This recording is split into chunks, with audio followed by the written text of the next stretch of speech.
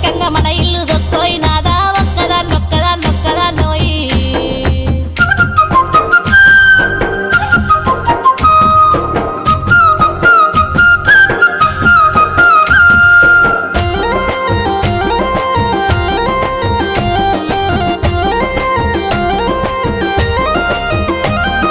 ఆస్తిపాస్తులన్నీ దారింట్లో పెడుతుంటే మన ఇల్లు చిన్నబోతున్నదే నా